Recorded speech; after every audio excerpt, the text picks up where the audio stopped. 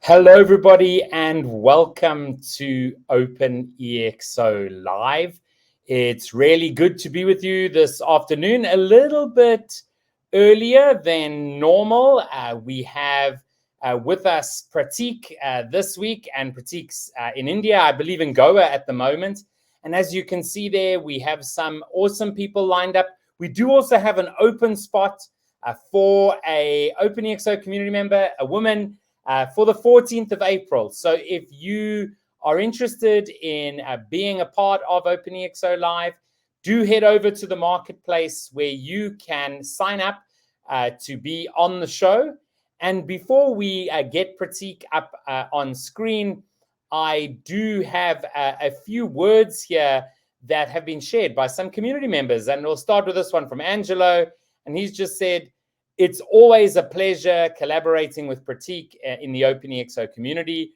I really enjoy his expansive and optimistic mentality, willingness to listen and to propose innovative ideas with real solutions. I wish Yena Token continues to scale globally. A big hug, keep surfing. Next comes from Mike.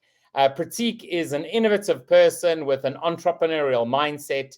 He is committed to success and helping others do the same, always looking for new ways to innovate and bring exponential solutions to the market. Next is from Nikki. Prateek has a solid vision of solving for a zero poverty goal of the UN SDGs. He is eager to offer his team to the OpenExO community and is creating a digital real estate solution that contributes to democratizing money. While I do not always understand the technology behind it, I have to say I'm honored to bear witness to his intellect. And then lastly, from Eric, despite being one of the newest members of the OpenExO core treasury team, Prateek is not a new face to the OpenExO community, bringing his diverse background of research, branding strategy, and human behavior to Yenatech. He's democratizing money and redefining lending and investing as we know it. You should see the massive blockchain crypto spreadsheet he's been putting together. A fellow entrepreneur and disruptor, Prateek is an abundant thinker, doer, and trailblazer. Keep close tabs on him. You'll be seeing more of Prateek in the near future. And so with that, I'd like to welcome Prateek up here on stage. So Prateek, welcome to OpenExO Live. How are you doing this evening? Hello, Kevin. Thank you for having me here. It's an amazing evening out here. How are you? Yeah, no, I'm doing great. It's a warm day, and I'm glad. Just beforehand, Prateek had no electricity where he was in Goa, and luckily it came on in time. So the EXO gods are smiling on us. I always like to ask people to share a little bit about themselves, a little bit about your history, and what brought you into the OpenExO community. Oh, so I'll be short on this one. I have about, let's say, 5 years of corporate experience, 2 years of working with impact organizations. After that, I kind of jumped out of the EXO economy, or let's say, jumped out of my personal, let's say, world economy and turned out to be hippie.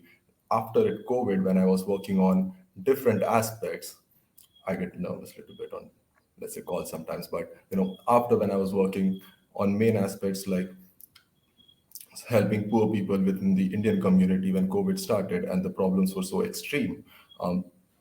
No matter how much amount of funds we raised for them, we could not able to support them. That's when I came up about creating an exponential, let's say, economy or a circular economy, and nobody was still listening to me.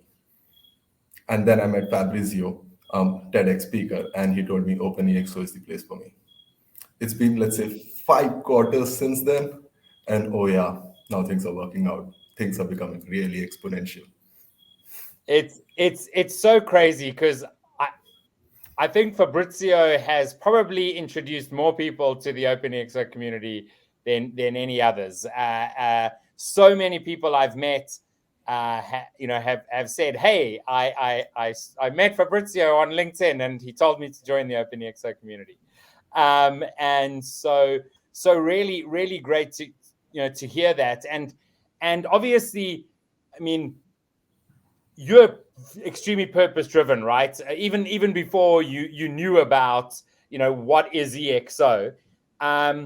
So since you've joined, have you developed your own MTP? Did you have something beforehand that you've been working on for yourself as well as for the work you're doing with Yena? Oh, yes. So this is something that I have been doing for almost 5 to 8 years now, consistently and perfecting at it. But I didn't have a phrase for it. Hmm. Like when I reached here and we went to Jarcelo's model, that was an interesting one. Um, I came up with this phrase, changing states of mind towards sharing more. You know, primarily, this is exactly what I've been doing with my community and everybody else around, and how we have been helping each other out in India. And always everything works out. But when I came to EXO, I advanced like 10 steps more. It was different things that we do, but there were right labels to it and right structures to do it in the right fashion. The best one is leverage assets. Like, oh, I'm in love with it. So I mean, speaking about some of the EXO attributes, right? Like you've said, there are organizations out there, especially startups, that are definitely tapping into some of the attributes. Whether it's leveraged assets or whether it is community and crowd. Without necessarily knowing the EXO model, but since joining the community and getting an understanding of the model and as you've said, like actually a naming convention for some of what you're doing, has that made you a lot, I guess, better at pinpointing? Okay, are we leveraging community? What can we do on staff on demand? What can we do around autonomy, algorithms, etc. What is your what has the how are you sort of embracing the EXO model in that sense? So I would say it started with leverage assets and experimenting with community and crowd, then moved out to creating autonomous formulas for my own system and moving it forward. That was something phenomenal using certain documents, and it's more like it was chaos before in my head with a lot of information which I wanted to go ahead with. Now it's organized chaos. I know where it is heading. No, that's awesome. Now, as Salim remarked there on YouTube, he said, "Wow, real estate democratized is a huge area, right?" And Hell yeah. so, you know, the idea of leveraging others' assets in a way, and then also looking at how that can be democratized. Can you share a little bit about what your thinking is with Yenatech and how that comes together? Oh, definitely. Genetech is the key project that OpenExO and us have been working together throughout, right? And let's talk about the key barriers or problems which led us to do this. Um, Mm, if you look at the whole of real estate, 60% is agricultural land, and the other industries live on it. But except for US, there is not one country or maybe two more who have just started it, but they don't look at agriculture industry as a company. It does not have a future valuation, comparison valuation, or a predicted valuation, or even setting up different marks for different statuses. It does not happen. They just valued the land, mortgage it, go under debts, and that's what we are living on, a debt economy, which I do not go forward with. I don't think anybody at EXO economy goes forward with. And that's exactly what we are doing there. We have created formulas, automated formulas, which will help first digitize land, then look at agriculture as a business, fractionalize that business value, securitize it, and then list it forward to the community in a crowdfunding fashion. Now, this has several stages of regulation, which we are actually covering with leverage assets, community, and crowd, primarily with several social media technologies that we use together. Oh my God. And so many things that I didn't know, I learn every day. It's a great upskill. Now, as you've said, I mean, this is not an easy task, right? You haven't taken on something that's simple. So how are you overcoming that? How are you really looking to solve, some of the barriers that you are, you know Some interesting. coming across? So let's have some sneak peeks of what have been achieved. Um, Farmers can now perfectly do this because we already have a pipeline set up of how we are digitizing it in terms of EU framework, then followed by looking at India and even US. We have partners and folks who are working on it. Technology is ready, already ready, and we are working on the regulatory part of it. The next key integration that our technology will have is the OpenExO opportunities marketplace. Post that, we will be making it available for community to interact with our technology. Until now, we haven't done so because that is the key main feature where all these B2B businesses like factories and warehouses that come along will be listing on their supplies or the amount of supplies they need in different seasons. And the farmers will be able to claim that along with different advisory support and voluntary support that our community offers, and earn different rewards for it, create different programs for it, gain grants from it, both from the YANA community, EXO community, and move forward. And that's exactly the key focus. And YANA community itself is everybody else, as you know, because it's shared. Now, something that's pretty important for you, right, is the idea of shared ownership, right, and you know the community being the owner of this. Why is that so important to you, and why do you think that's actually important as a concept beyond just what you're doing? Think of it this way: when I look at the world and I see it, different kind of companies like a private label company, then I go up and then now different type of DOS will getting formed. I see we being evolving to a certain fashion in different stages, and Yana is at a phase where it's a private label kind of a company, has a shared ownership aspects where 33% is owned by the community in terms of like how we have shared via crypto tokens, and revenue gets shared along. So as now key members keep joining the core community member, the community just gets liquidating. As long as we have 8 or 10 key leaders around the globe, that's when this turns into a co-op. We turn into a co-op and we move forward towards a DAO fashion, where we bring in the autonomous technologies that our DAO is bringing in. And that's where um, I would say the structure would be complete, or the impact would be complete, where we are able to create a co-shared economy where everybody or the rightful person owns the right space.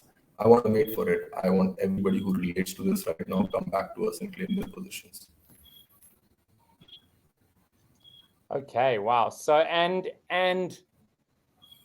the ultimately, I mean, real estate is something that you know is is pretty important around growing wealth, but also something that's probably in a large number of parts of the world is something that very few people actually can get their hands on. And so, I mean,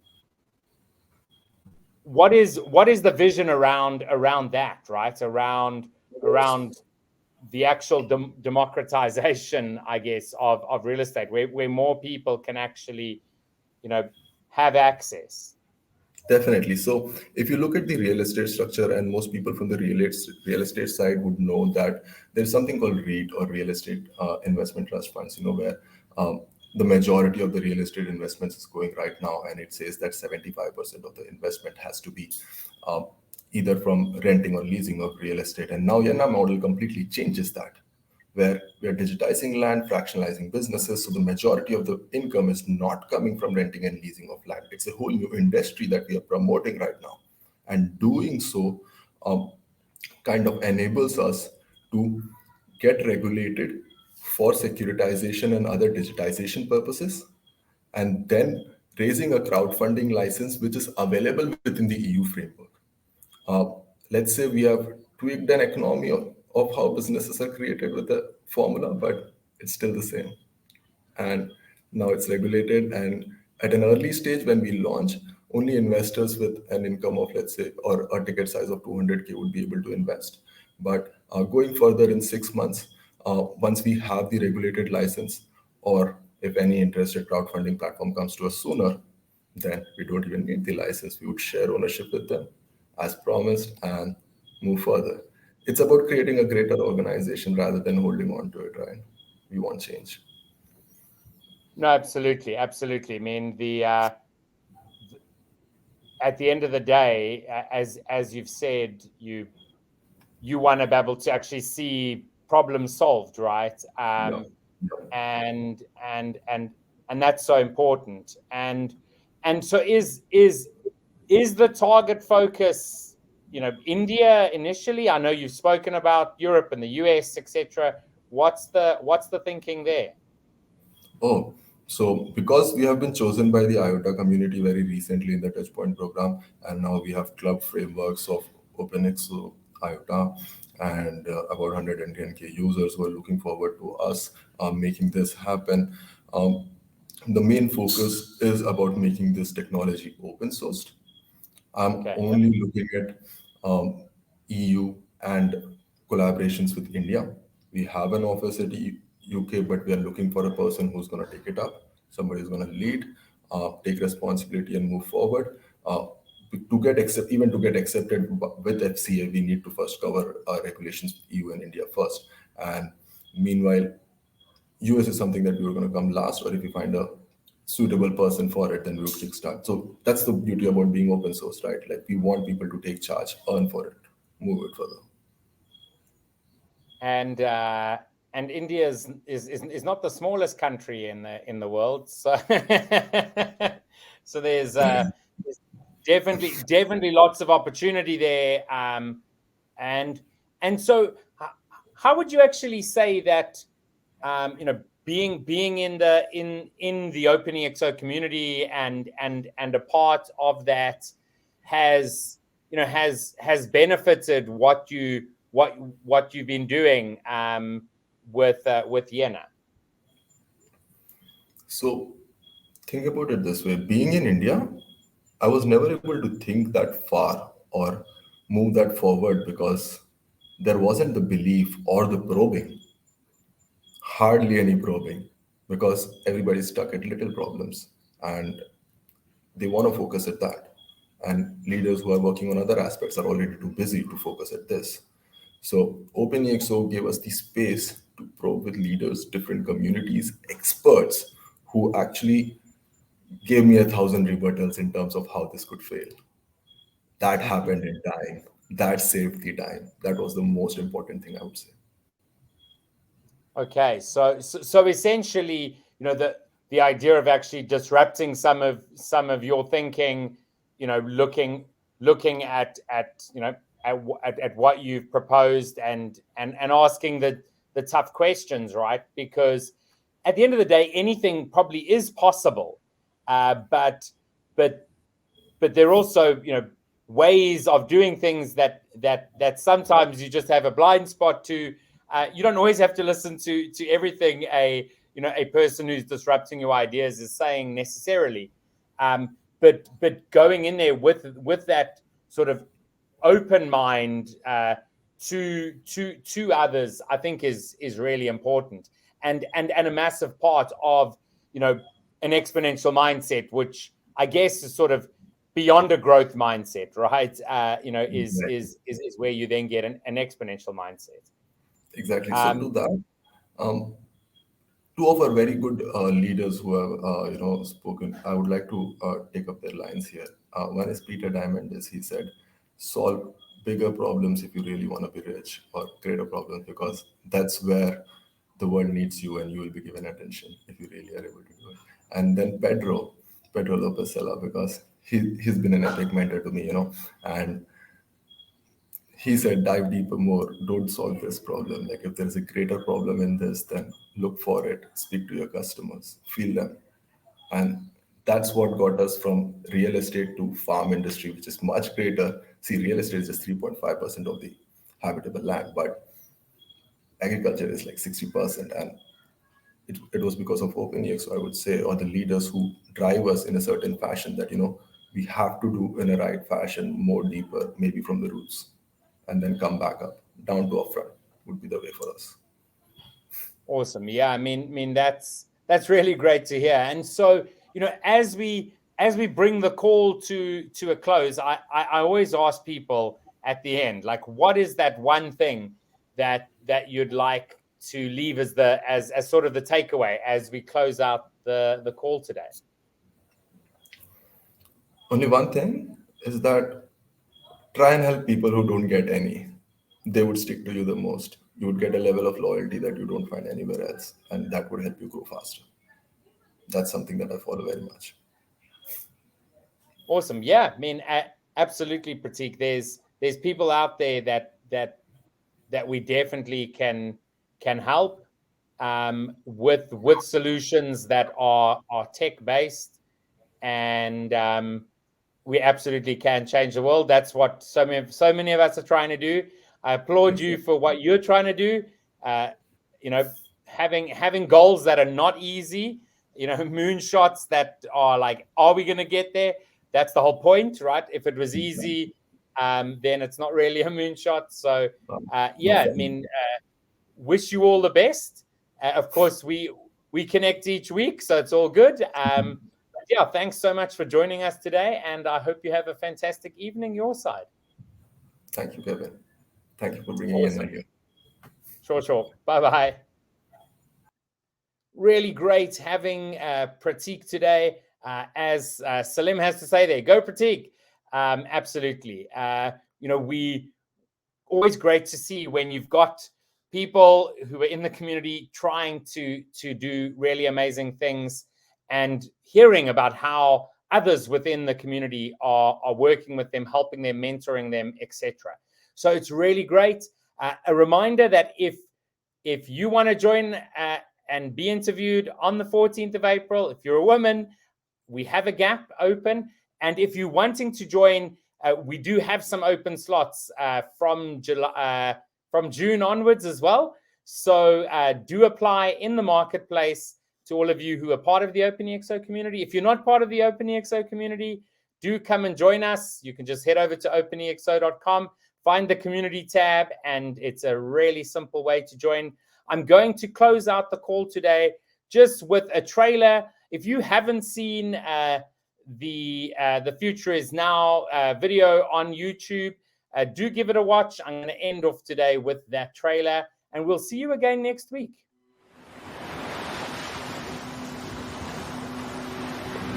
The world is at a crossroads. We are standing before a choice. If you look back in the history of civilization, right?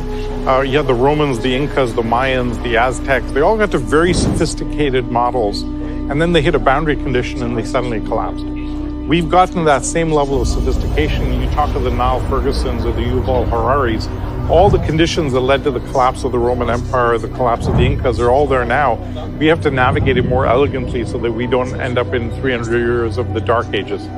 And that's the work of, I think, this generation. I think this next 20, 30 years will dictate the next 300 years of humanity. Don't miss the future. The future is now.